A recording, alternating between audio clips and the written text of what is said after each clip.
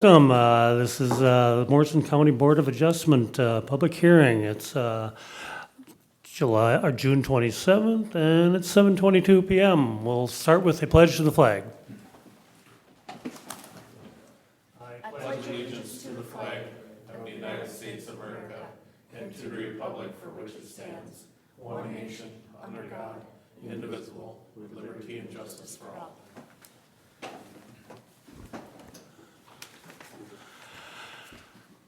A few items covered before we get started. Please sign in at the door if you have not already done so. There will be a detailed handout of the step-by-step procedure we will follow tonight if you wish to take one. Please put any electronic devices on silent mode at this time. Please note that all testimony is being recorded for the record. Members of the Board of Adjustment are appointed by the County Board of Commissioners, with one member from each of the 5 commissioner districts. Land Services staff is here to assist the Board of Adjustment with its duties. The task of the Board of Adjustment is to consider requests for variances and appeals from an order, requirement, or decision made by a county zoning official in accordance with state law and county ordinance. Each request is considered on its own merit.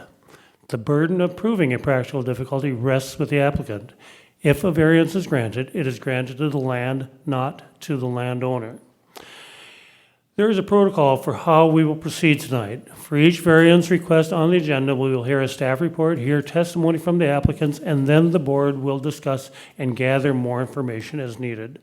Next, I will ask if there is anyone in the audience wishing to speak on the request. I will ask each party to come to the podium, state their names and address for the record, and give their testimony. Please be factual as possible and direct all statements and questions to me. After all testimony is complete, I will close the public hearing portion of the process. The board will then review and discuss the case in terms of our finding of fact criteria as required by Minnesota statute and county ordinance. We will have a series of votes, discuss whether conditions be made, and have a final motion to approve or deny the request based on those findings. After this final vote on your request, you may leave if you wish. Okay, we have 2 items on the agenda tonight. The first one is Brian Olson, and that applicant, you can come forward, please. And 35412 Hoffman Beach Drive, Hillman. Application for a variance to add on to a non-conforming structure. Richardson Township, Platte Lake. Please state your name for the record. Brian Olson. Thank you. Ready for the staff report? I am, Mr. Chair. Again, this is a variance to expand a nonconforming structure in Section 6 of Richardson Township. The ordinance references for this is 706.1, setback from a general development lake. And then 706A, shore impact zones. And then here's a plat map of Richardson Township, and the red dot is the location of the parcel. And then here's the variance request received from the applicant, and a site drawing also provided by the applicant. Here's an aerial photograph of the parcel, and then here's some shoreline views of the property. And then here are some photos taken at the site viewing.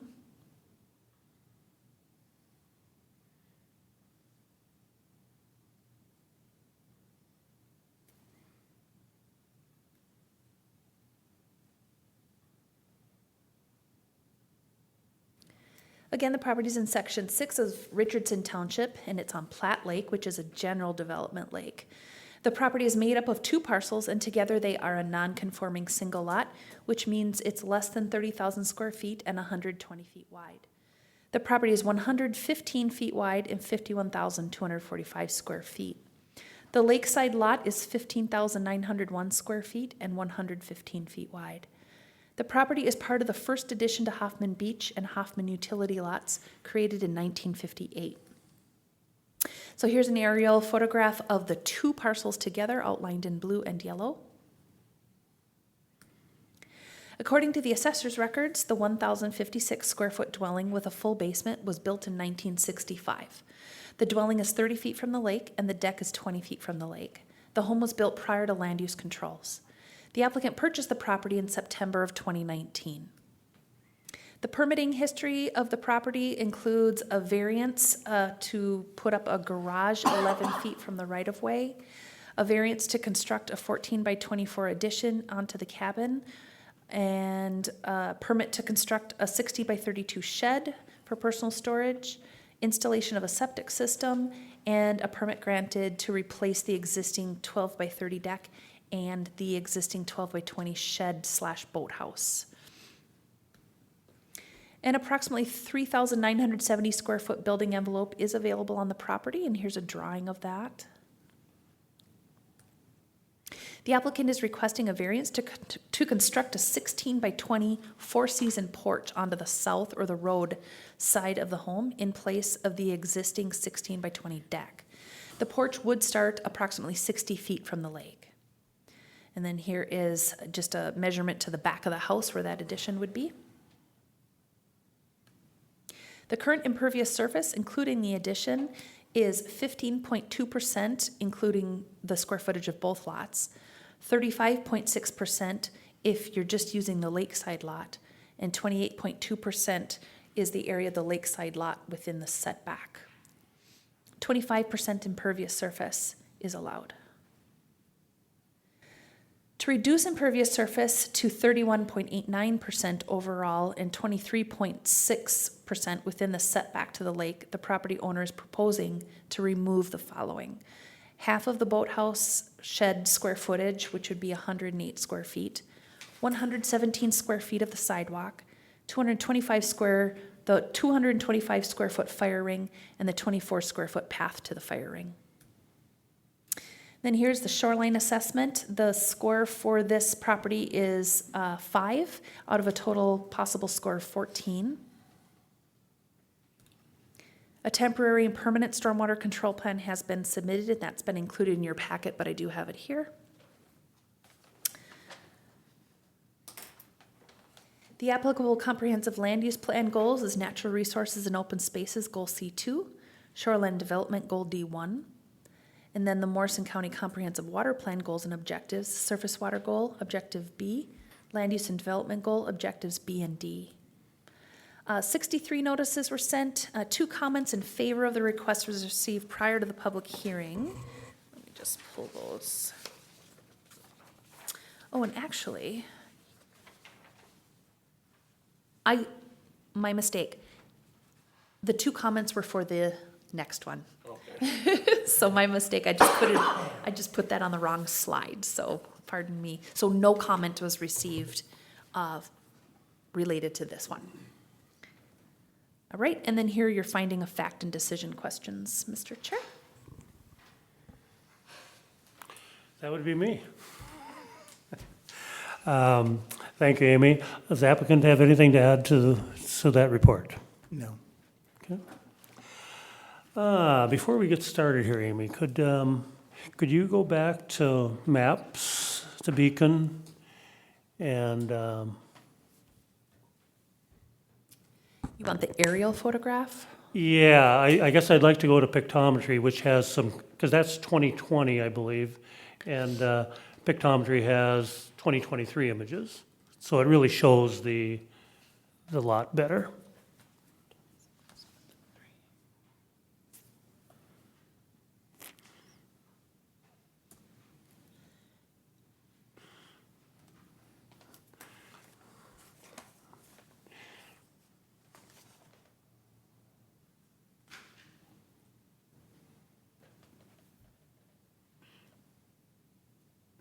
Yeah, there we go. Yeah, if we look at that compared to, figure 4, in our packet, you'll notice quite a difference in the look of that lot. Looks like in 2022, you made some serious changes to the lot. You removed quite a number of trees. Yeah. Added a concrete pad there to the garage. And I also got your permit to rebuild your deck, I believe. Yep. And so, There's a side-by-side. Okay, and then also it shows the pole shed on there, which you don't see in the map, you know. Okay, I just wanted that to be a visual there. Mr. Chair, Yep. just Go one ahead. correction to what you said. Okay, There is concrete, not the garage. You said no concrete and no garage on figure 4. oh, I'm sorry, I meant there might have been no pole shed in that figure, but, yeah. So, okay, that's, I don't know if you have anything to add to that, just what happened, so. Your reason for doing that was more open space, I'm not sure, Storage okay. in the shed. Put the pontoon and that in there, in vehicle.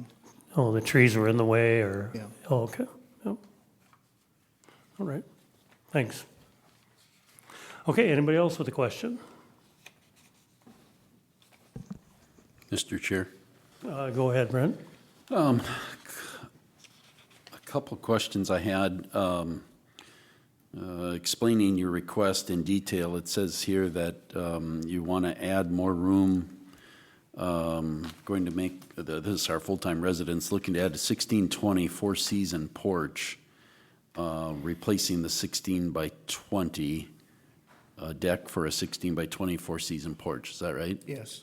I think when we were out there on the viewing on Friday, there was comment that this was to add on a kitchen space or Yes. something. So Yes. is it a four-season porch or is it a kitchen add?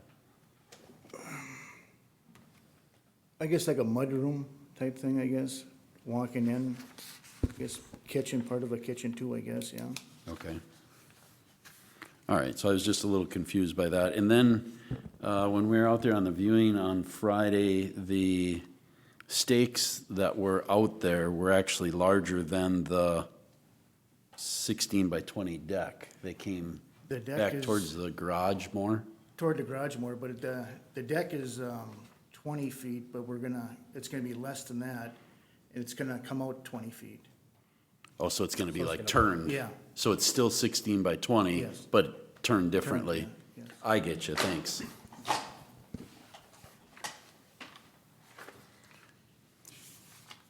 Good.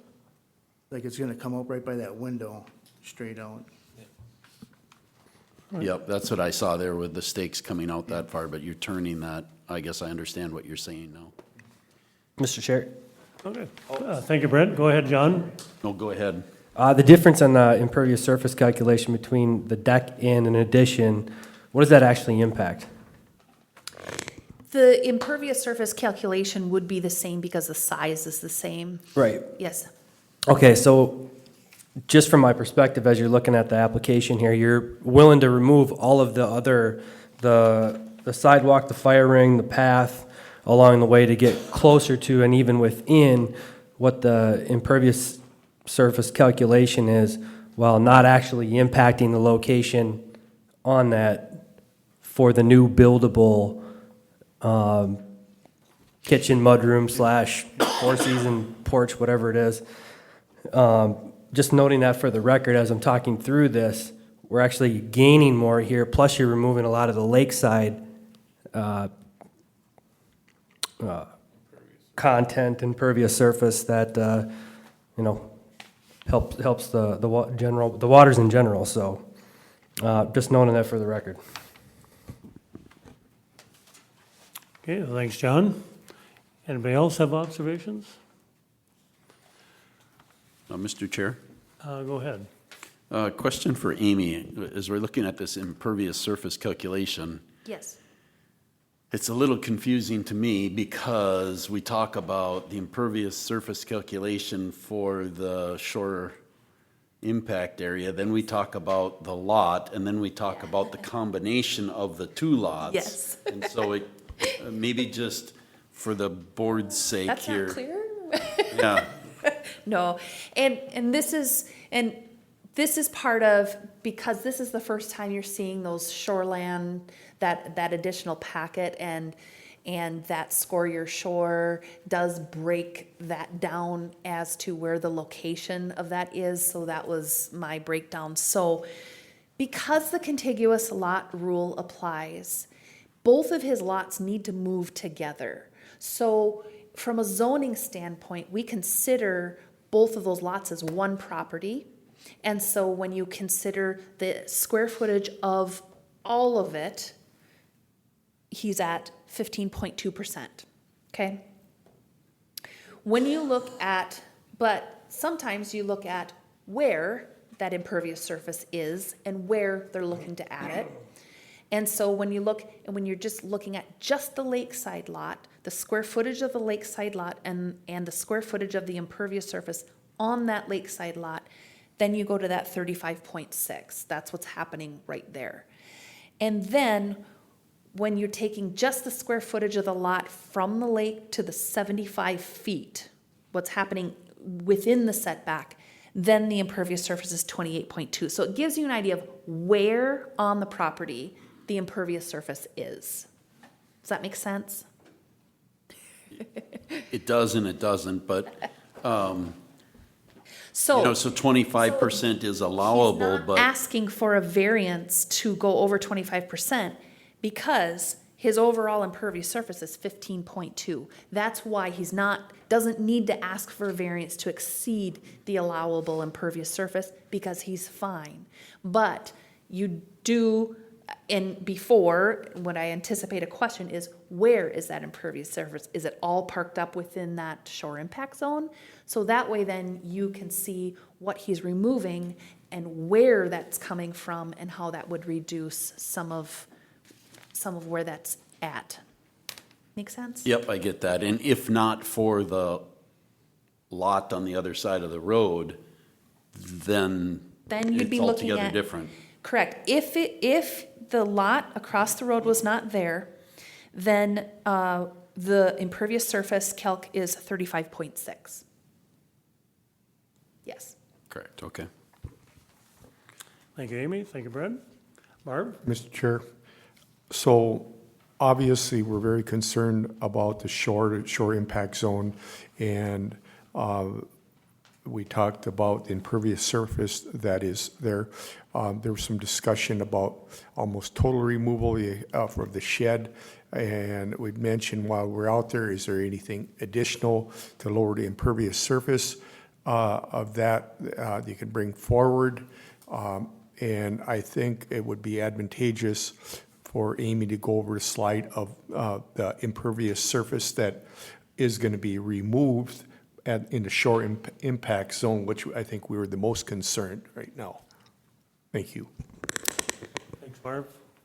Mr. Chair, the applicant did provide this drawing, and he did highlight, and correct me if I'm wrong, Brian, but everything that is highlighted were the areas that were going to be removed. Is that correct? Okay. So when we're looking at the home is about 24 feet from the water. So, the shore impact zone is about halfway through the house. So from here forward, these are all of the improvements and or removals that would be made within that area. And then his impervious surface calc does call that out too. So we will not have to be putting conditions because this is what he's planning on. Mr. Chair, what I would recommend if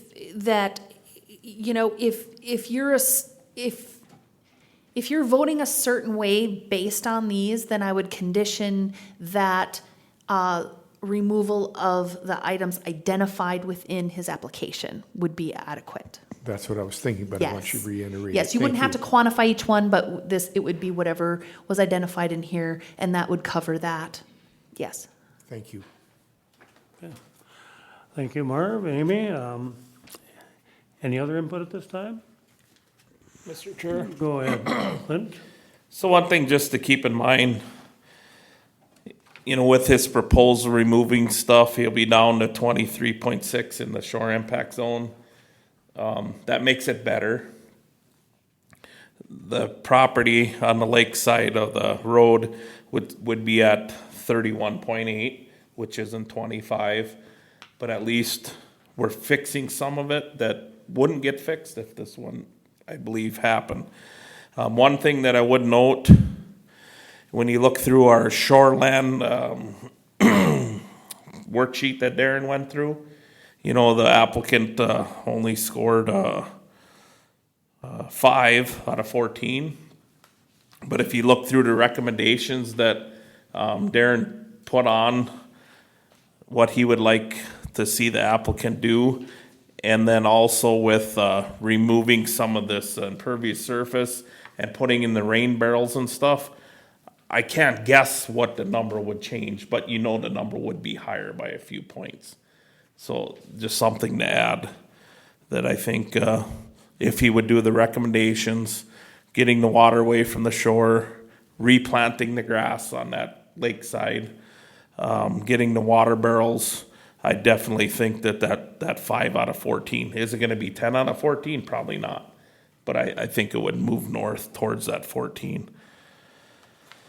So I just wanted to, just some things that I saw and going through. Yeah, just comments. Thanks. Okay, thank you, Clint.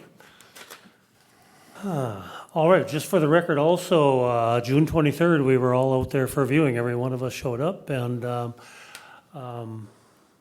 we were with Sharon at the time. So I'd say that the viewing was very revealing to me. You know, you see a lot of things in the viewing that you don't see in the application, that you don't see in the score sheet. You know, in the last 2 years, the applicant has removed a fair number of trees, by my count, 6, 7, 8 of them, and intensified the use on that lakeside property. You know, he's parking more things there, he poured another slab. You know, when the applicant himself was not there at the viewing, but I believe that was your son? Yeah. Okay. And discussion with him, you know, I basically said, well, would you do all this nice stuff if you don't get the variance? No, I don't think we would. I don't know if that would be your answer also, but, so I don't know that the applicant, you know, he's looking out for his uses and what he wants out of that property. Not very many shoreland owners really are in love with the shoreline and are really concerned with what happens there. If you look at, you know, if you were standing on the lakeside of the house looking at the new deck and the process that it's under being reconstructed, there's a paved patio beneath it. There's, you know, between the paved patio and the riprap, I don't know if there's 15 feet of grass there. And in that whole 15 feet of grass, it's pretty much gone because of all of the construction and activity that's going on there. A lot of things happen in that area. Patio use, deck use, there's the storage area in that boathouse. There's a fire pit. There's stairways going up, down, and you know there's obviously a dock and a boat, and you know that's what a lake place is all about. This lake place, you know, started out as seasonal use. The applicant himself, as you know, they've stated that they're changing their residence from town to lake. This would become their permanent full-time residence. And that is their decision to make, not ours. Is the property suited for that? No, in my opinion, it is not. All of that use in that small area between the house and the lake, 360, well, you know, all year long, day in, day out, is a very intense use of that property, and not, you know, and there's no amount of fixing that's going to change that. I mean, you got 15 feet of grass, that's it. no matter if the fire pit isn't there or the sidewalk isn't there. If the sidewalk isn't there, you're just gonna wear a groove somewhere else. You're gonna wear it in the grass. The patio doesn't have just one entry and exit point. You walk onto the patio wherever. That's just the way patios are. There will be a lot of usage down there on the lake shore. And I don't think these small exchanges for a large addition onto what was supposedly a seasonal cabin at one time, now a full-time residence, very much intensifies the use of that property on the shoreline, and I don't think we should be any part of that. None of the addition is in the, meets setbacks, which has been one of our criteria in the past. The change in impervious surface is minimal with their proposed changes and proposed improvements. I think we better look very hard at this one and look forward to think back to requests we've had, think forward to requests we'll have in the future. We have to draw a line somewhere, gentlemen, and adding on to a structure a non-compliant dwelling like this is not a good practice. It might be the same amount of impervious surface as the deck, but it's living space that you're adding on. It's more humans in a more concentrated area. So, anybody else like to add to that? Mr. Chair, Go ahead, John. question for Amy. Yes. What is the Morrison County requirement or preference for tree cover? We have, and I can pull up the ordinance here. We do require that you maintain 75% of the tree canopy. Let me look. I'll just pull up the section for you so you can see it. Okay. Just give me a moment to do that. And that is just in shoreline. That is correct. We have, the vegetation standards are just in the shoreland zone district. Okay.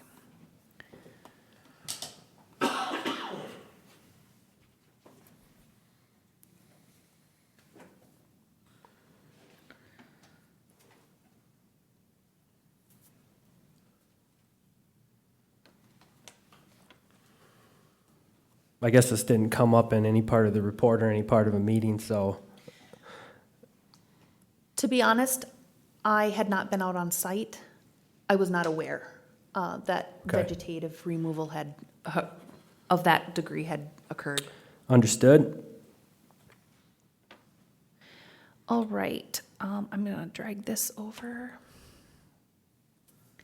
Okay, so this is where we get intensive vegetative clearing within the bluff impact zone and steep slopes. Then we say from the shore impact zone to the required building setback from the ordinary high water level, adequate vegetation shall remain to meet the requirements in D1. And so then let me just, whoops, sorry.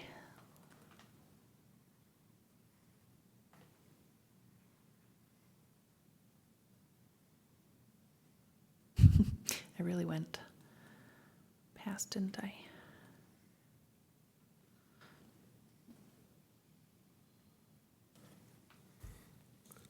There. So limited pruning, trimming, and cutting of vegetation is allowed to provide a view to the water and to create access paths and recreational use areas, provided that the screening of structures, vehicles, or other facilities as viewed from the water, assuming summer leaf-on conditions shall not be substantially reduced, existing shading of water of surfaces is preserved, perennial ground covers maintained, a recreational use area does not exceed a maximum width of 25 feet or 25% of the lot width. I'm gonna, so I don't zip. So access paths.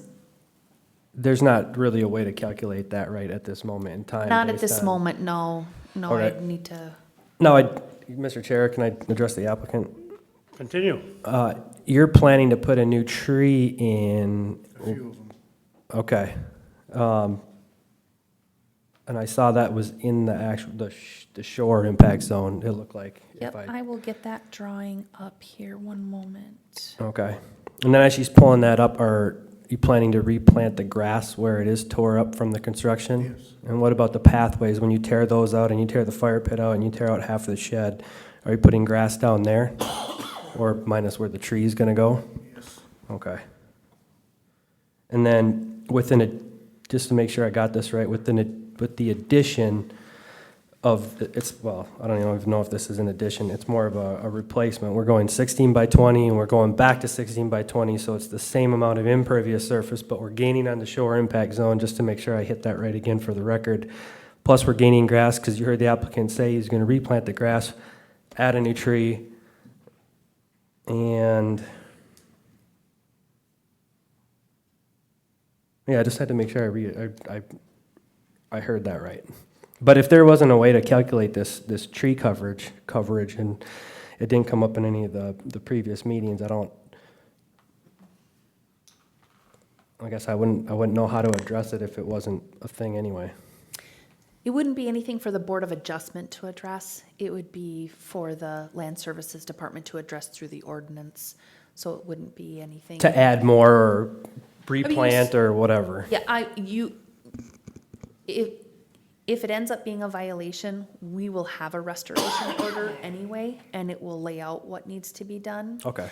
So that wouldn't need to be the focus for the Board of Adjustment. You would be looking at conditions that you would place on this that would mitigate the impact of what he's asking for. Understood. Thank you.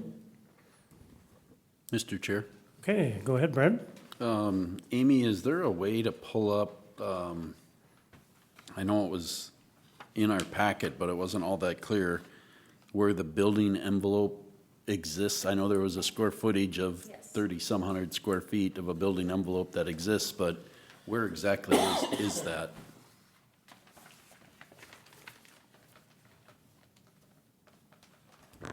There it is. So the garage and the cement driveway pretty much takes up that building envelope? Yes. And then the septic, is the septic across the street, Yes. Brian?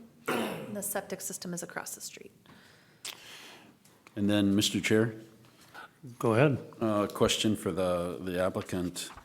You know, as we go through, and you've filled these out, or somebody has filled these out, the criteria questions, I think there was some talk about the practical difficulty, and the answer that's written in here is yes, due to the lake shore, but we'll be adding more grass areas and plants. That's the answer to the practical difficulty. I'm wondering if maybe you can't help me expound on that just a little bit, what the practical difficulty is to help us out moving forward. Well, as far as like, where we took the trees out, whatever we're gonna plant grass, is that what you're talking about? Oh, the practical difficulty for the request for the variance. I don't know, more room in the house, I guess?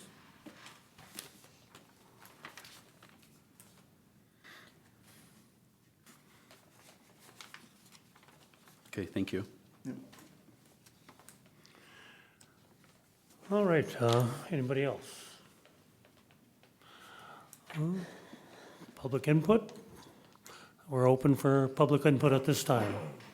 Is there any public input? Anybody out there would like to speak for or against this application? 3 times.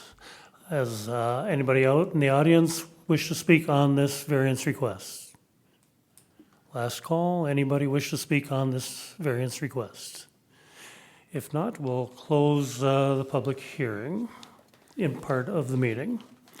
Okay, gentlemen, it's back to us and the criteria questions. I think I want, make sure you get this picture of a 4-season porch clear in your mind. It's not a four-season porch, it's an addition onto a non-conforming structure. It's an expansion of a non-conforming structure with year-round uses. All right, with that in mind, are we ready to go to the questions? Okay, I've got Clint as question number one to start us out. Is the request in harmony with the general purposes and intent of the Morrison County Land Use Ordinance and Comprehensive Plan?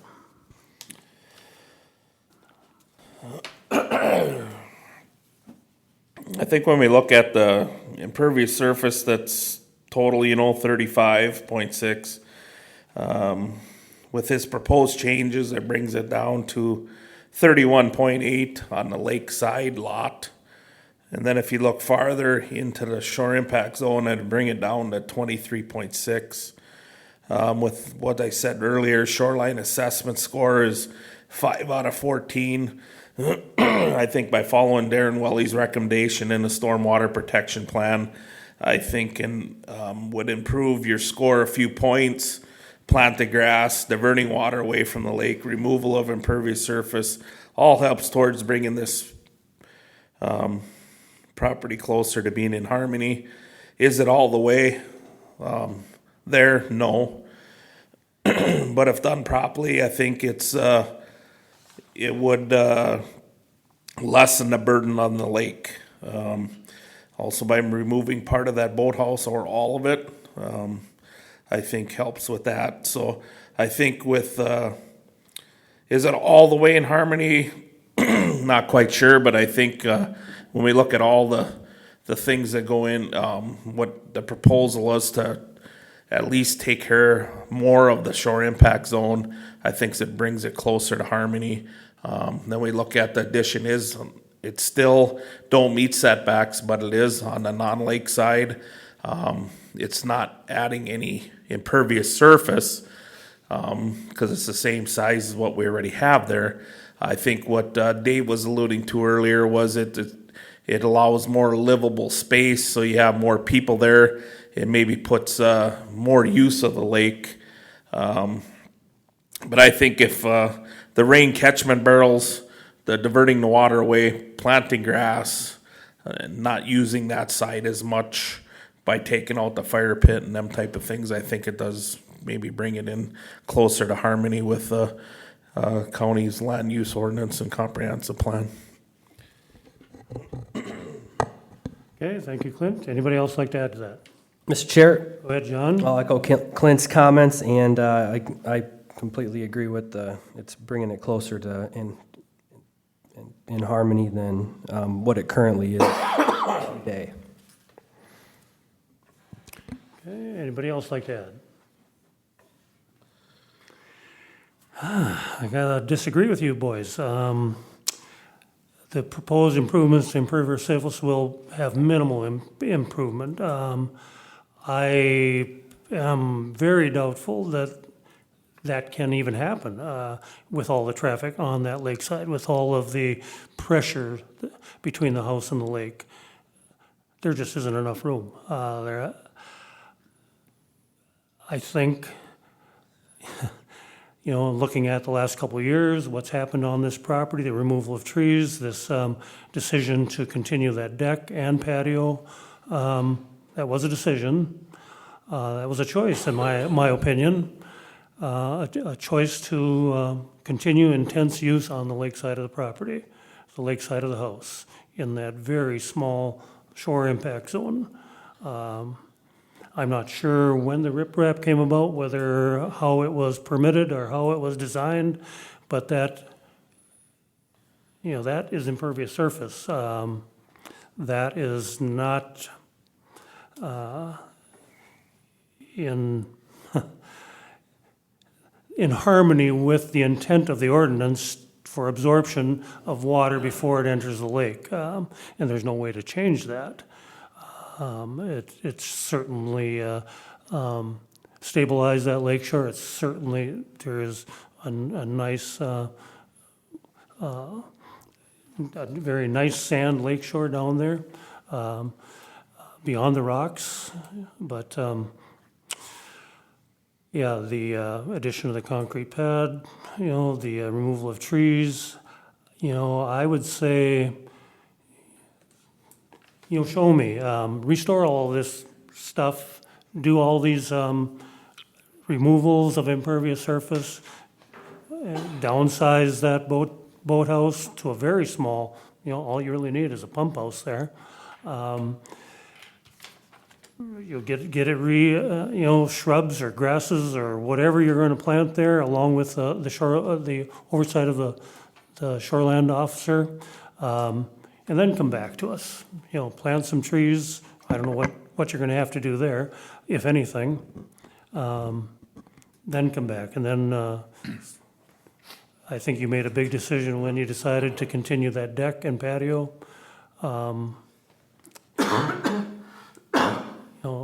That could have been a trade-off for living space on the other side of the house. So not consistent with the general purposes intents of the shoreline, or of county ordinance, which is to improve natural resources, to improve water quality, to reduce anything in the shore impact zone. The proposed addition is not even, doesn't meet setbacks itself. We have, I think that should be a stake in the sand for us. If it doesn't meet setbacks, the addition probably isn't very feasible. Mr. Chair, Go ahead. are you referencing to the applicant to make all of the changes that he's already proposing to make and then come back for a request? Did I hear that right? Well, I would say, personally, I would deny it today if my recommendation was if the applicant is serious about making these changes, make the changes, then apply for a variance. What would be the difference of setting those as conditions versus what you're recommending? Just because we set them as conditions, John, doesn't mean they happen, doesn't mean they can work, doesn't mean that they're maintained. Thank you. All right, anybody else on question number 1? Number 2, is the applicant proposing to use the property in a reasonable manner not permitted by the land use ordinance? Starting with you, John. We are replacing a 16 by 20 impervious structure with another 16 by 20 impervious structure, except for the structure that's going up has better water control and can be directed. So it is more than reasonable. Okay. Anybody else on question number 2? Mr. Chair, Go ahead, Marv. I will reiterate that there were 63 notices sent, and there was no response, meaning there were no negative individuals against this here also. Okay, thank you, Marv. Anybody else?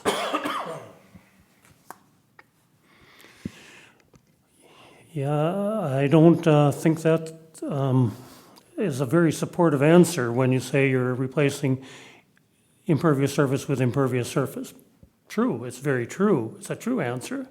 But you're replacing impervious surface with living space, additional living space, which multiplies the use of that property, intensifies the use of the property. And that is not a reasonable thing to do, to add on to a very non-conforming structure, 14 feet from the shoreline, overhead high water mark, 14 feet only.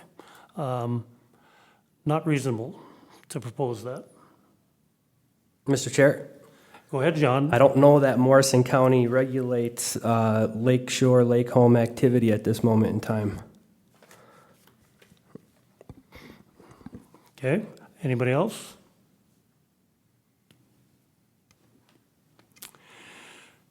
All right, question number 3. Will the issuance of the variance maintain the essential character of the locality? We're starting out with Marv on that one. Well, we'll do Dave's drive-by theory, on the lakeside, you probably won't notice it. You might notice that, part of that shed would be removed. So really no change there. If you look up and down that shoreline, majority of these cabins are that close, is where you're at. Yes. But if you go on the roadside, you're gonna notice it from the road. Part of, is with the removal of the trees. And, something, a deck versus, a structure, you're gonna notice it. Is it gonna stand out like a sore thumb? No, but it will be noticed. Okay, thank you, Marv. Anybody else?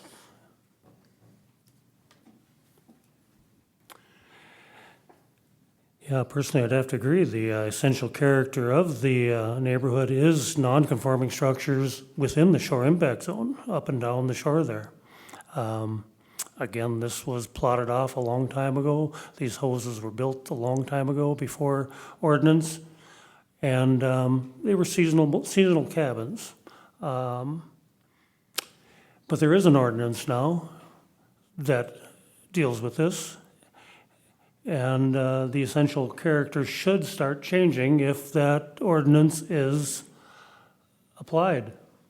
And we have a very good opportunity to apply the ordinance today, not to expand a non-conforming structure.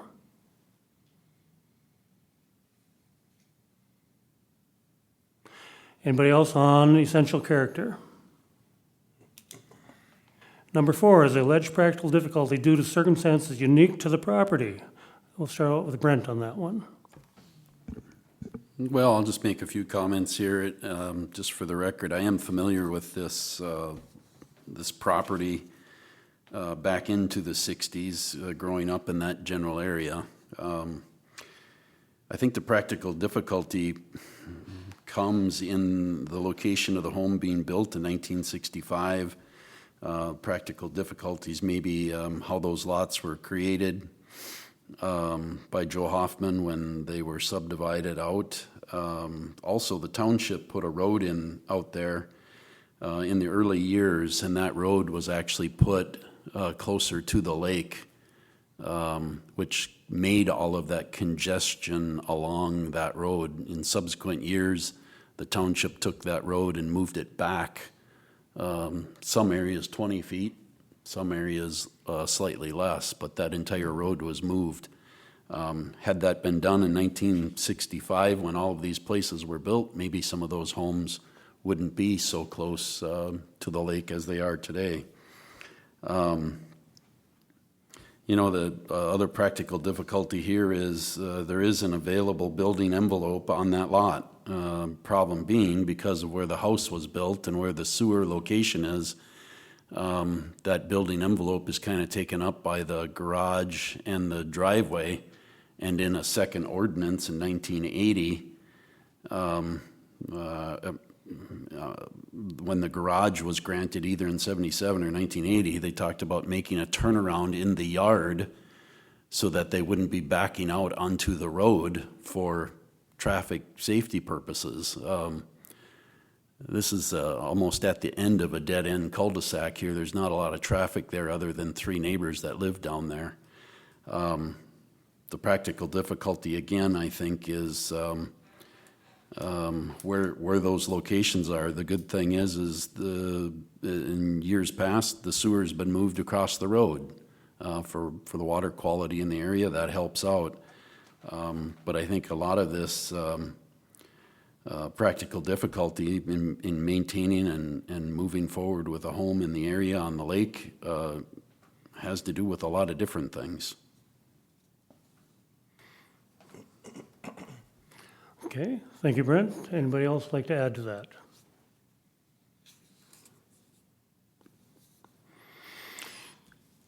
Well, remember, variance is for the land, not the landowner.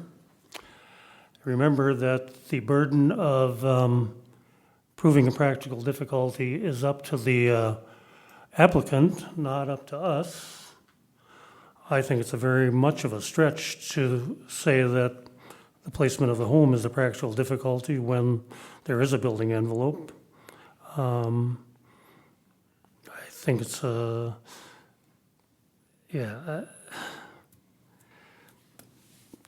properties like this exist around the lakes of Morrison County. We have to decide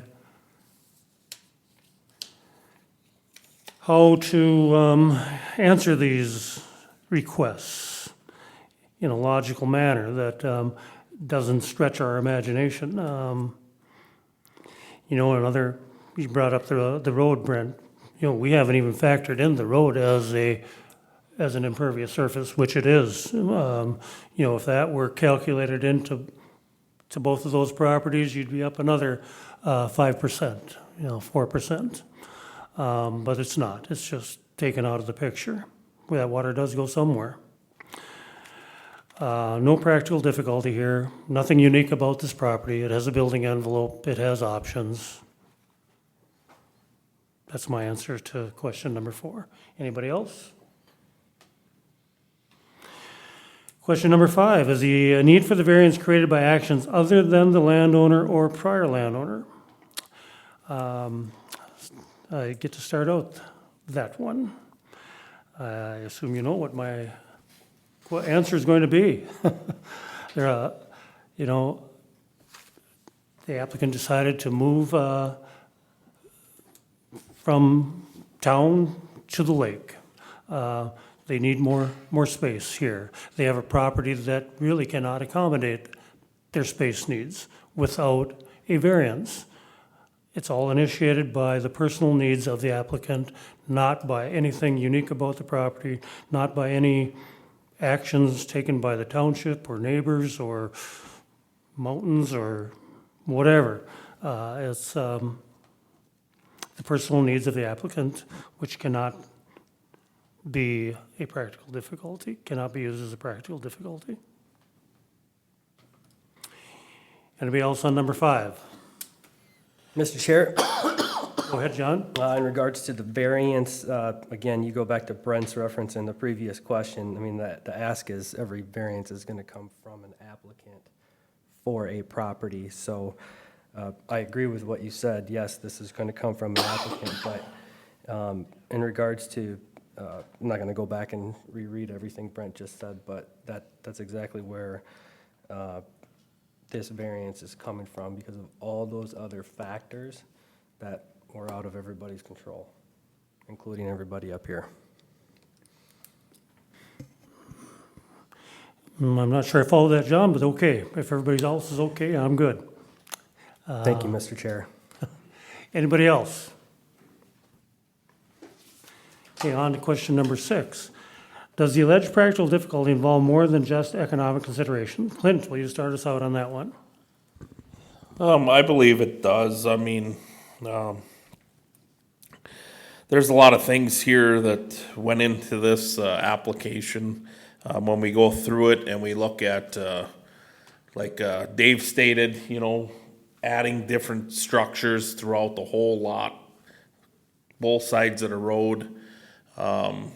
When you look at everything that's done and what the future plans are, what he's asking for,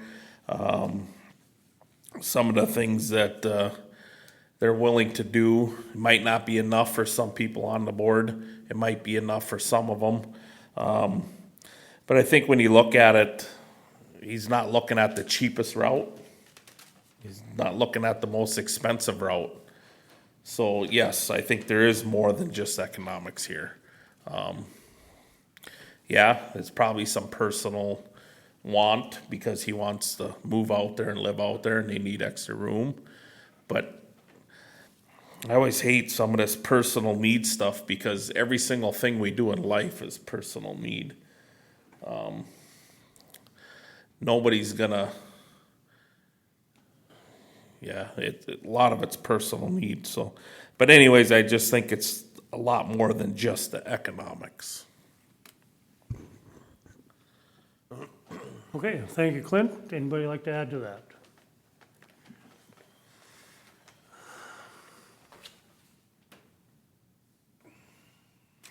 Variances are given to the land, not to the landowner.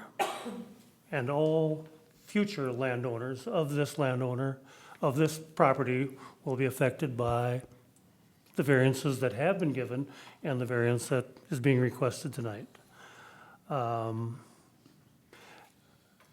He is definitely basing this request based on their personal needs. I think you agree with that, Clint. Personal needs have nothing to do with what's best for the land and the future use of this land. Don't lose sight of the fact that this is not just a trade-off of impervious surface. This is a large expansion of a non-conforming structure, and all of that expansion none of it, as far as I know, meets setbacks. In the past, you've granted some variances because the addition met all the setbacks. Perhaps the non-conforming structure it was attached to didn't, but at least the additions did.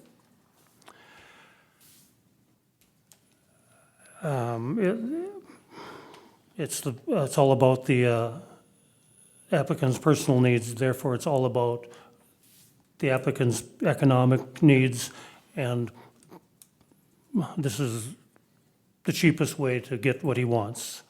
It is all about money. Okay, anybody else on number 6?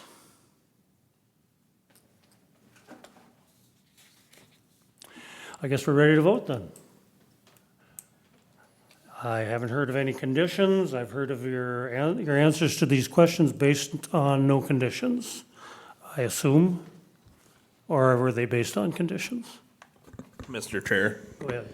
I guess the ones I answered in affirmative were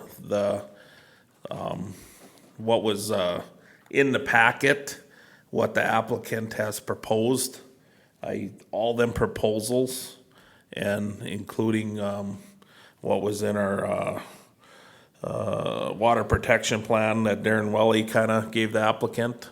I was looking at all them things being the condition. Okay. Was that everybody else's thought also? Yes. Yes. All right, you've got that, Amy? Yes, I do. All right. Well, we're ready to vote then, correct? Okay, we'll proceed to vote. Number 1 is the request in harmony with the general purposes intent of Morrison County Land Use Ordinance and Comprehensive Plan. Clint? Yes, with the conditions. John? Yes. Marv? No. Brent? Yes. Myself is no. Number 2 is the applicant proposing to use the property in a reasonable manner not permitted by the land use ordinance. John? Yes. Marv?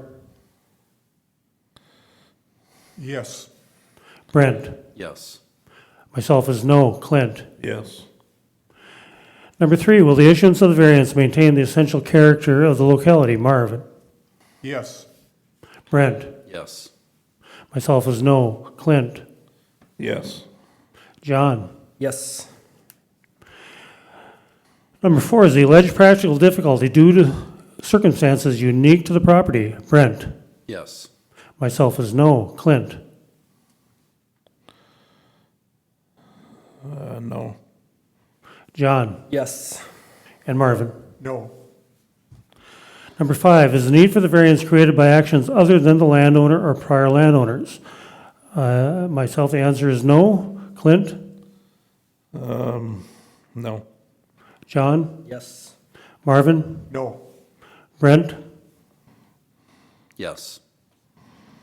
Number 6, does the alleged practical difficulty involve more than just economic considerations? Clint? Yes. John? Yes. Marvin? Yes. Brent? Yes. Myself is no. Okay, the questions have been answered. Question number 1 was answered to the affirmative, 3 yes, 2 no. Number 2 was answered to the affirmative, 4 yes, 1 no. Number 3 was answered to the affirmative, 4 yes, 1 no. Number 4 was answered no, 3 no's, 2 yeses. Number 5 was answered no, 3 no's, 2 yeses. Number 6 was answered yes, 4 yeses, 1 no. Do you agree with that, Amy? Yes. Okay. Okay, 2 of the criteria questions have been answered to the negative. Is there a motion to deny this variance request? Mr. Chair. Marvin. I want to make that motion, but I want to reiterate to the applicant, we have a process we have to follow, and that's through this process that I have to deny it. Okay, I'll second that motion. Okay, is there any discussion on the motion to deny this variance request? No discussion, we'll proceed to vote. We'll start with Clint. Aye. Okay, an aye is in favor of denying, a nay would be opposed to, okay, the motion. Okay, Clint is an aye. John? Nay. Marvin? Aye. Brent? Nay. And myself is aye. 3 yeses, 2 noes, your variance has been denied.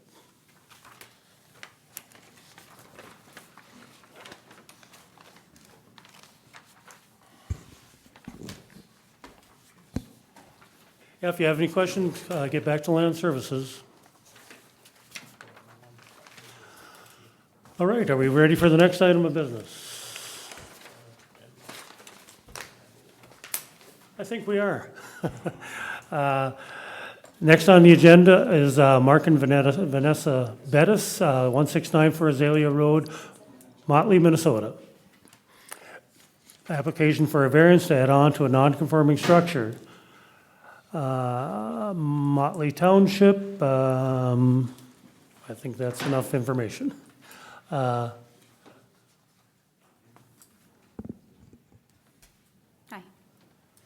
Hi. We'll wait until, This is oh, my he's not coming father-in-law. forward, He okay. was moral support. He looks familiar to This is somebody my else we met. father-in-law, so. State your name for the record, please. Vanessa Bettis. Okay, thank you. Okay, ready for the staff report, Amy? All right. Okay, this is a variance request to expand a non-conforming structure located in section 19 of Motley Township. The ordinance references for this request is 706.1 for agricultural, urban, and tributary rivers, and shore impact zones for agriculture, urban, and tributary rivers. This is a plat map of Motley Township, and the red dot is the location of the parcel. And here's a variance request received from the applicant, and a site drawing also provided by the applicant. And then here's an aerial photograph of the parcel, and then some oblique imagery of the parcel as well. And then here are some photos taken at the site viewing.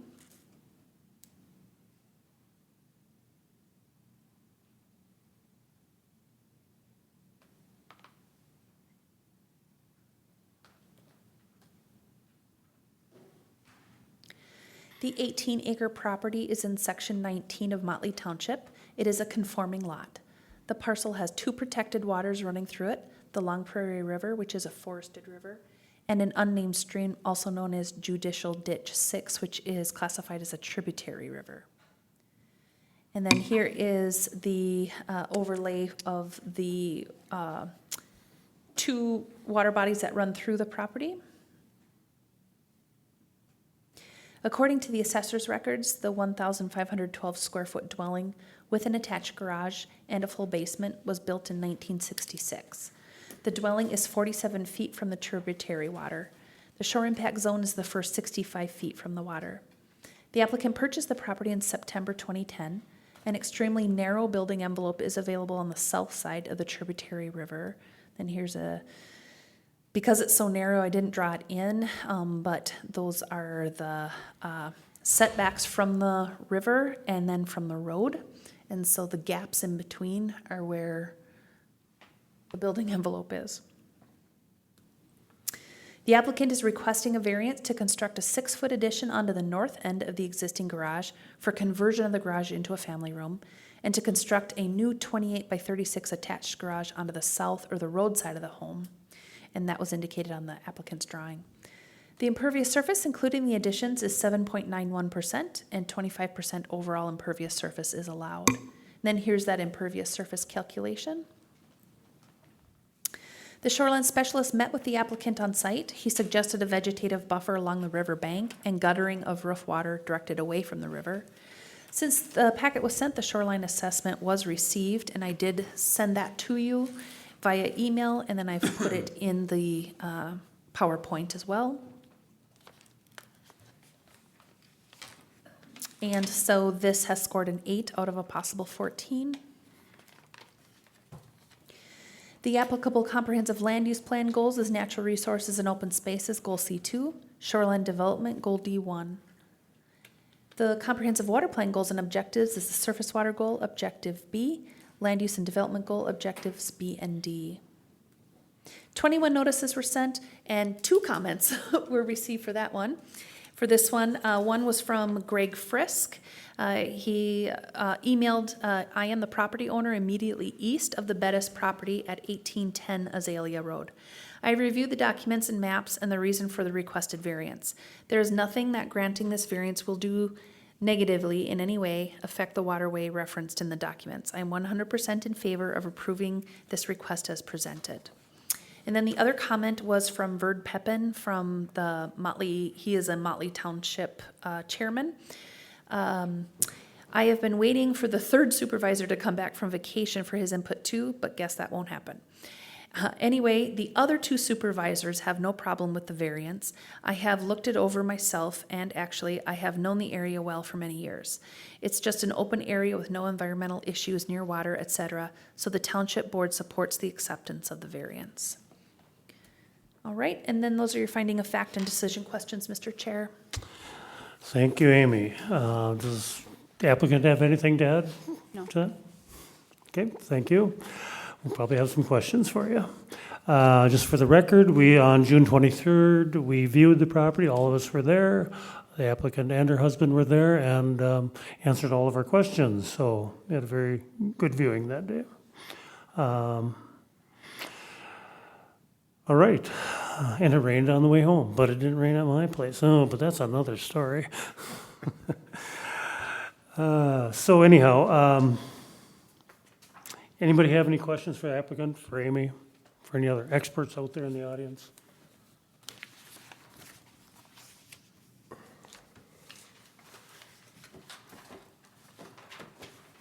We could go right to the criteria questions if after public input.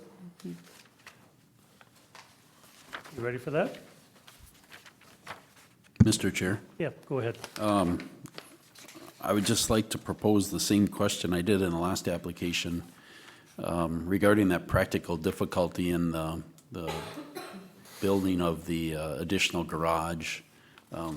We asked you on the viewing on Friday if you could give that some thought, and between you and your husband, have you come up with anything that you'd like to share with us? Yes, so a few different things. So right now, when the house was built, it wasn't protected, the tributary water or the creek or the river, or however you want to state that. But anyway, so at that point, it wasn't protected when the house was built. So we have our house, the Morton building, and our machine shop are in the, I don't know the right wording for it, but they're in the zone already, so parts of it are in the zone. So we can't, also because of our well and our septic, the well in front of the house, the septic in the back, can't really, because of those, we're kind of restricted where we build or put the garage. And then we can't really move our house, to in between the Long Prairie River and our creek, because then we'll run into zoning problems with both of those instead of just the one. If we move more to the south, then we're closer to the right-of-way of the road. So I guess those are just a few of the things that we find. Thank you. Thank you. Anybody else have questions? Go ahead, Clint. Not really a question, but just something I kind of analyzed here when looking at our shoreline assessment. I'm looking at the scoring again. So they scored a 7 on the vegetation cover in the first 50 feet because they got all that grass and stuff, so that's the best you could score. And then when you look at tree cover and vegetation and all that, that's only 1. And then, but then you look at some of this, you know, in this thing, he has stormwater flow off property, he has no. And I think that when we talked with them at our site visit, when we talked about directing that water with putting the cement in front of the addition and the garage, that would direct it towards the road, the rain gutters and things like that. I think if them things are done, if you look at it really, that would maybe change that. So it's just an analogy, or analysis, I should say, of that shore assessment worksheet. So just something to think about. That's something that was answered no, that I think with what they're proposing on doing and fixing some of them things, if Darren would go back after the project was over, I would think he could answer yes to. Not speaking for him, just something for you guys to be aware of. Thank you, Clint. Mr. Chair, Go ahead, Marv. so something that was brought up at the site, and I want to confirm it, and we see nothing in writing over this here. We're talking about directing of the water. The one to the north near the creek or river, and your husband mentioned about having a hip roof, so rather, and now it's going towards the riverway, and then it would be directed away. Then there would be gutters and directing that water towards the roadway, so it would be away from that. You know, we see no conditions, nothing else. I think them are conditions we need to put in, or if they weren't written up, which I don't see anything written up on that, regarding that. I don't remember anything else, but it was about directing the water so it wasn't going towards the river, so it'd be absorbed towards the roadway, and there was kind of a natural area for that to catch basin, if I remember correctly. Okay, thank you, Marv. So Amy, could you go to Beacon and look at some measurements for us? Or maybe it's even in your one, as if you're there, it'll be easy to do, I guess. I guess one of the maps might have it, or one of the attachments to your.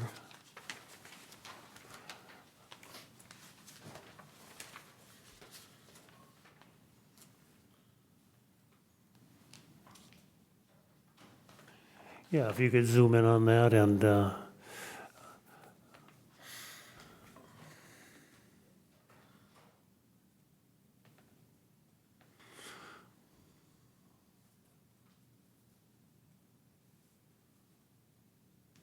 ooh.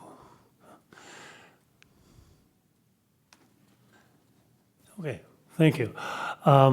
Could you measure from that creek, does that creek have any name besides ditch number 422?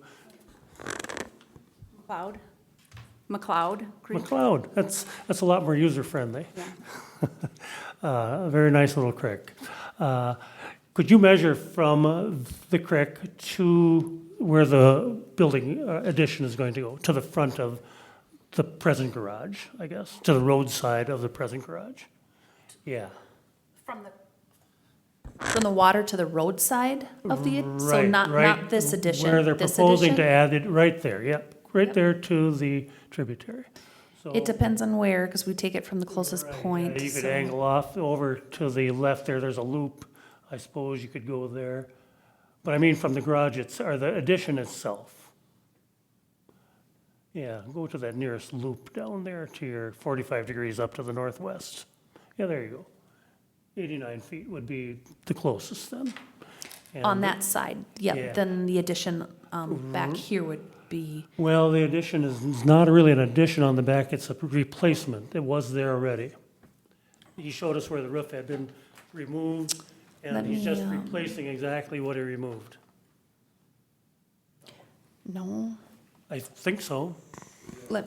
my understanding, and I'm gonna ask the applicant, is that you're putting two additions on. You're bumping out the garage to be even with that other bump out that you've got, and then you're placing a garage on the roadside, That's correct. correct? Yep. Yes. Yep. And Okay. there was like sorry. No, go ahead. There was like an overhang, what do you want to call it? I don't really know. It wasn't like enclosed, but there was an overhang that came down, it had poles, and that goes right there. So you can see where the wood was up on top there, and that's where the roof came down. And That we're was just a roof, correct? Yes, it wasn't completely enclosed. So this would bump out to be even Right. with the end of this roof, and this would be new square footage. Okay, so it is an expansion on that Correct. side, even Yes. though there was a roof line there? Yes, that's Okay. correct. All right. All right, thanks for clarifying that. And if you look at the drawing the applicant provided, you can see the one addition here, one addition here. Okay, So it'd be a 6 by 19 addition there, and then the 28 by 36 garage there. okay. All right, I guess when I was at the site, I didn't quite understand that.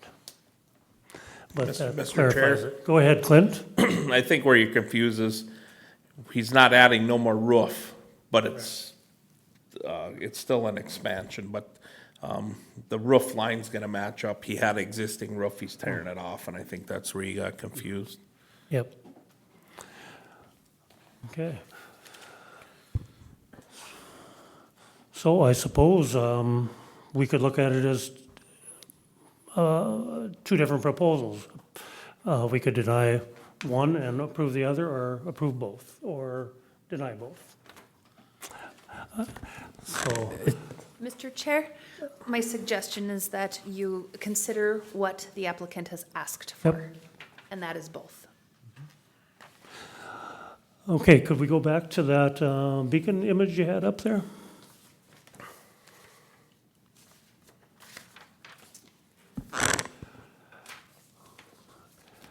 This, the shoreline assessment is an excellent tool. If you added both sides of this tributary, you'd have a lot more vegetative cover. It is very well treed and very well protected on the landowner's property. It looked to me like the creek was maybe 2 feet wide right now, somewhere in that, 2-3 feet wide. It looked like on some pictometry images that it gets maybe to 9 or 10 feet wide with the spring runoff. I don't know, does it ever get any higher than that or wider than that? Not really, yeah. And right now, most- it's extremely low, and, I mean, it doesn't really get very deep. Literally, if you were to put a tube in it, you're not going anywhere right now. And even at its fullest, you wouldn't be going anywhere either. It doesn't, it doesn't get Yeah, very deep. most of those images are taken in April, May, and water doesn't seem to get very high in those. Okay.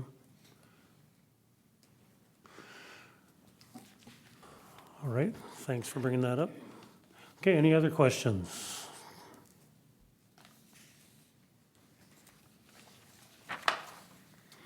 We ready for public input? Okay. Any public input at this time? Ask 3 times. Any public input? Any public input? All right, if not, we'll close the meeting to public input and continue on with the criteria questions. Mr. Chair, Yeah, go ahead, Mark. before we do the criteria questions, I think the conditions that I talked about should be added about the water directing away, and then we could answer these criteria questions probably more so in a positive manner. Okay. That clear enough, Amy? Yeah, on site, it was pretty plain to see that in the past, all the water has been directed away from the creek and towards the roadway with gutters. And applicants showed us where it was routed, and where the water had run, actually. And it's pretty easy to see that the water all, with guttering, will all run towards the road, and there's nice retention areas in the ditch, the road right away. Water settles there, slowly disappears, or quickly disappears even, doesn't run off anywhere else. Mr. Chair, Go ahead, Clint. I would just add, because Amy wasn't there, Mark stated on our site visit on Friday that he was for these gutters and all that, and in that should also be one rain barrel. Okay, thanks, Clint. Mr. Chair, Go ahead, Brent. I think, both to what Marv and Clint had said here, I think the shoreline specialist met with the applicant on site, suggested a vegetated buffer along the riverbank and guttering of roof water directed away from the river. And I think that could pretty well be summed up as part of the conditions for this. I guess I'd like to add as a recommendation, just from personal experience and looking at your property, that, whatever you can do down by the tributary down there by the little creek, no mowing, the first, not only just the banks, but, 10 feet farther away, or mowing at a higher level, 6 inches of grass versus down to 2 inches. However much growth you have, that's how much roots you have. The more roots you have, the more stable your soil is. Planting shrubs along there would look nice and would also improve your score as far as, how any potential runoff would affect that. So that would be a recommendation to even leave it more wild down by the creek, and yeah. All right, are we ready for the criteria questions? Okay, we're going to start with John on question number 1. Is the request in harmony with the general purposes and intent of the Morrison County Land Use Ordinances and Comprehensive Plan? John? What the applicant is proposing at this moment in time, and considering the impervious surface, looking at the buildings that are already on the property that all fall within what's already been labeled as a protected waterway, the application is certainly in harmony with the general purposes and intent for the comprehensive plan. Okay, anybody else like to add to number 1? Go ahead. Mr. Clint. Chair, just when we look through the land use ordinance and the comprehensive plan, we look at some of our goals. Goal D1, it's preserve natural resources, but goal D1, it's work to ensure that the development occurring within the county's watershed is done in a thoughtful and deliberate manner so as to balance environmental, social, and economic goals to the greatest extent possible. I think building away from the creek, all the water getting diverted away from the creek towards the roadside, the water catchment barrel, all them things with the conditions of that put on, taking care of that shoreline. I think that when you read back through goal D1, I think that you could say yes. I mean, I think that meets all that, so. Okay, thank you, Clint. Anybody else on criteria question number 1? Yeah, I guess I'd just like to add that, all shoreline is not equal. It's not a lake. There's 18 acres of private land involved here, and it's not, the only part of it's developed is the roadside of the, along the roadway. And those structures were placed there kind of based on, from what I can tell and rationalize, is they picked a distance midway between the creek and the setback to the road right away. Right in the middle there is where they placed the house, and then the majority of the other buildings, the other outbuildings, are actually in the building envelope or are very close to it. And I assume they picked the highest part on the property and, easy access to the road, and so that's why the house is located where it is. there's no public views of this other than from the road. This is not a lake, this is not a natural resource that is used by anybody else. And it's very well protected by tree cover, by grass, by natural occurring forms and brushes. It's undeveloped. 90% of any activity at that household is going to be, residential activity, coming and going, parking in the garage, entering the house, going to the outbuildings, getting into your car. 90% of that activity all happens on the road side of the house, not behind on the tributary side of the house. So you can see there's no wear and tear back there. It's all nice lawn, even in this dry weather. It's very well maintained and full cover, no bare spots.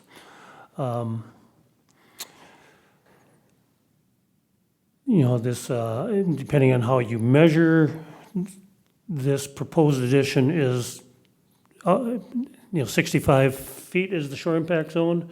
It's out of that shore impact zone. It almost meets the 100-foot, the addition meets the 100-foot setback. On the back side of the house, of course, that 6 feet does not. But with conditions in place and past experience of the landowner directing water away from that backside, I think the intent and purposes of the ordinance are met. Anybody else on question number 1? Then on to number 2, is the applicant proposing to use the property in a reasonable manner not permitted by the land use ordinance? Marvin? Yes, I believe so, and part of it I can piggyback off what was stated by you and Clinton, and was about wanting a garage, putting it on the roadside versus the riverside, that being part of it. Also, 21 notices were sent out. 2 came back in favor. Township was okay with. Even one of the township officials says he was very familiar with the property. He was all in favor of it too. With all that being said, it's quite reasonable what you're asking for. Okay, anybody else on number 2? Number 3, will the issuance of the variance maintain the essential character of the locality? Brent? I think the issuance of the variance for the 2 additions will maintain the essential character of the area. Homes along that roadway are all built between the existing ditch and the road. The creek is in the backyard. It isn't like it's something you can canoe down or recreate down, so there isn't anyone that's going to notice anything different back there. And it really isn't going to change anything from its existing driveway or from the roadside as well. I mean, the driveway's already there. It's moving the second addition garage out into an existing driveway area, a turnaround area. So I think it will maintain the essential character. Okay, thank you, Brent. Anybody like to add to that? Number 5, is the need for the variance created by actions other than the landowner or prior landowners? Clint? Oh, I didn't do number 4? That was essential character, wasn't it, that Brent answered? Yep. Is the alleged practical difficulty due to circumstances unique to the property? Thanks for reminding me of that. I was just looking for my... When was the house permitted, Amy? 1966. 1966. And so it was permitted. It met the setbacks at the time. Was placed in the most logical place on the property. The other side of the creek would have given all kinds of room, but would have been a poor decision and impacted the watershed more heavily than the location that was picked. Things have changed over the years since then. I don't like to use changes in variances as a practical difficulty, but this homestead was developed a long time ago. All these Everything that's in place was permitted. Nothing has been done without a permit. And they'd like to make more use of their property.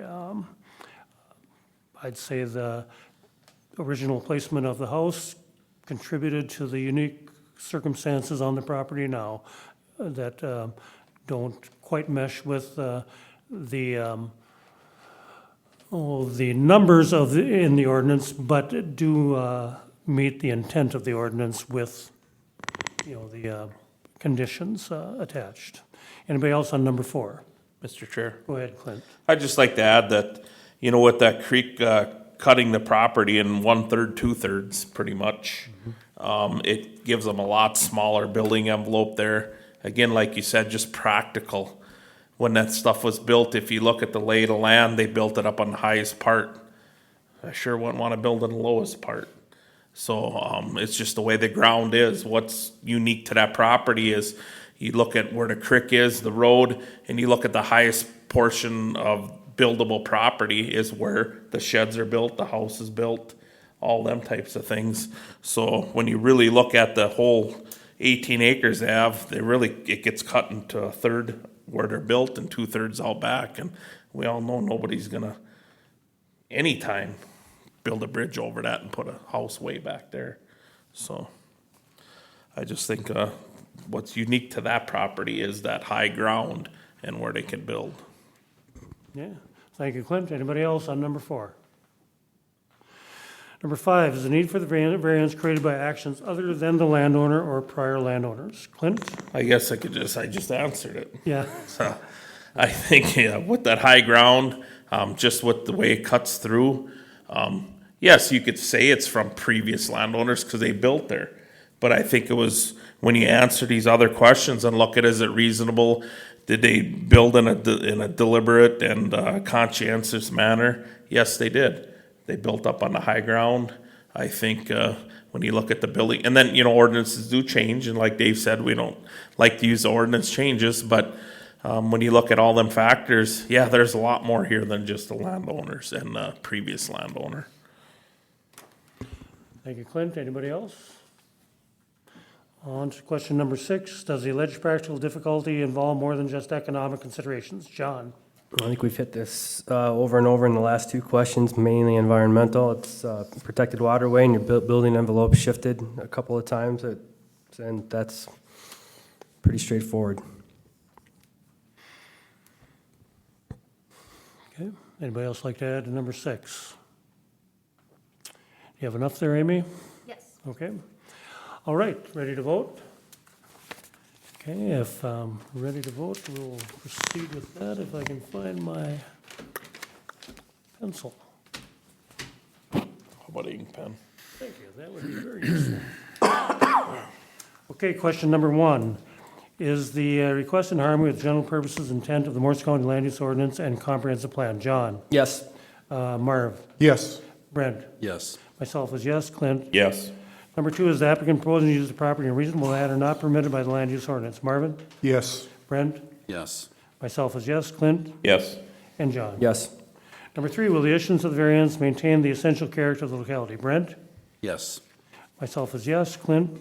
Yes. And John? Yes. Marvin? Yes. Number 4, is the alleged practical difficulties due to circumstances unique to the property? Myself is yes. Clint? Yes. John? Yes. Marvin? Yes. Brent? Yes. Number 5, is the need for the variance created by the actions other than the landowner or prior landowners? Clint? Yes. John? Yes. Marvin? Yes. Brent? Yes. And myself is yes. Number 6, does the alleged practical difficulty involve more than just economic considerations? John? Yes. Marvin? Yes. Brent? Yes. Myself is yes. Clint? Yes. Okay, all the questions have been answered to the affirmative. Is there a motion? Mr. Chair, I'd make a motion that we approve this variance with the conditions that we had listed. Okay. Is there a second? I would second that. Okay, motion is made and seconded. Is there any discussion on the motion? Is there any discussion? No, we'll proceed to vote. All in favor of the motion say aye, all opposed say nay. Starting with John, Aye. Marvin, Aye. Brent, Aye. myself is aye. Clint, Aye. motion carries. Your variance has been granted. So your next step will be to pull the permits for the construction. So you can do that during regular business hours at the, okay, perfect. Bet you the last one scared you. Yeah. Why do you say that?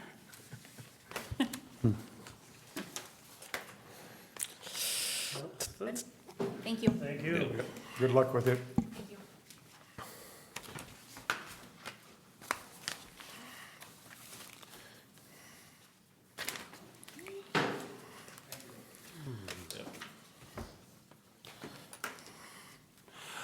All right, minutes from the previous meeting. Mr. Chair, I'd like to make a motion to approve the minutes that were presented. I'll second that. All in favor, say aye. Aye. Aye. Aye. Okay, minutes are approved, or accepted as presented. Old business? I don't have any old business, Mr. Chair. Sounds like you have new business. I don't think I have any of that either. It's not 10 o'clock. Feels like it. Ran up till 1, so. Too much partying on Friday, wasn't there? Okay, no new business, no old business. Is there a motion to? Motion to adjourn? Seconded. Wow, motion is made and seconded to adjourn. All in favor, say aye. Aye.